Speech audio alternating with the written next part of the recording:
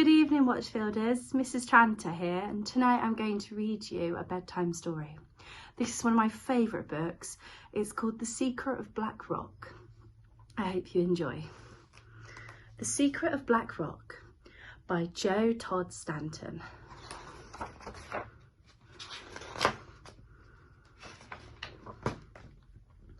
Erin Pike lived with her mum and her dog Archie near a big fishing town.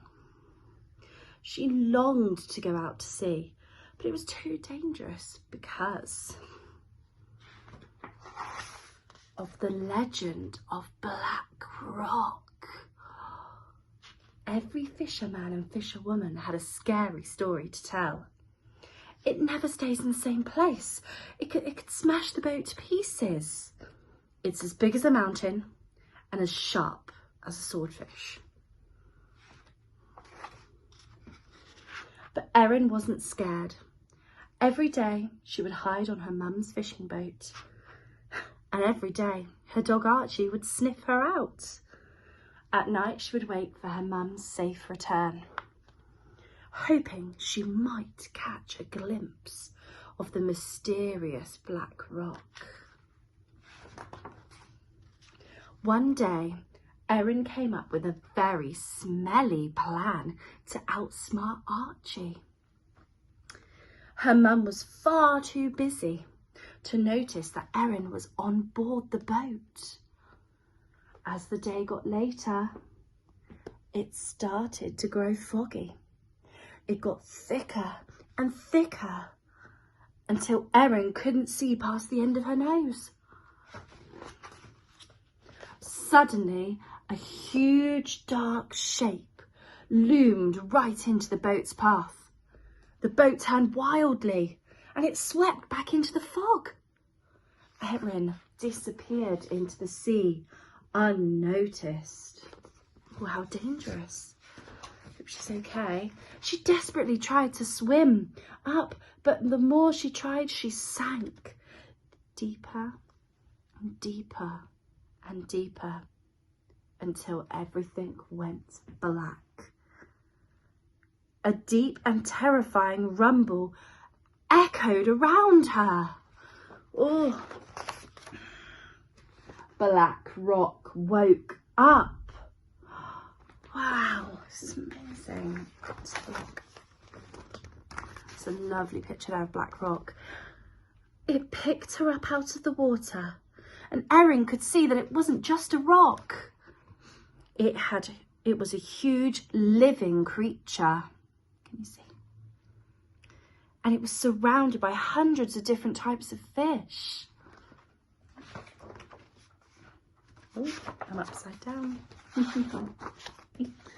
Jumping back in to the water, Erin saw translucent, glowing jellyfish, huge mustachioned koi carp, and an anglerfish that had lights just like Erin's lamp. She could also see scrapes from lost boats, tangled fishing wires, and a huge sharp anchor. I wonder how long this Black Rock had been around. I bet it had some stories to tell about the sea. Erin realised she had to tell everyone the secret of Black Rock. She picked a fallen rod out of the water and took off the hook and attached some brightly coloured seaweed. She cast her line into the sea. The fish followed the seaweed and the Black Rock happily followed the fish all the way back to the shore. Back home, Erin tried to explain Black Rock and how he had saved her, but nobody would listen properly. Later that night, the adults were plotting to destroy Black Rock. They now believed it was a monster, and Erin had to do something. Look, she's creeping out of the house to go and save Black Rock. She rowed out as fast as she could, but the boats were right behind her. They've got drills, claws, all looking to destroy the friendly Black Rock. They had metal claws and drills that could take the rock apart piece by piece. As the first claw was about to crash into the rock, Erin jumped onto its nose. The whirring and chugging came to a sudden halt. Stop! And as it did, one by one, all of the creatures that had lived on Black Rock swam up to the surface.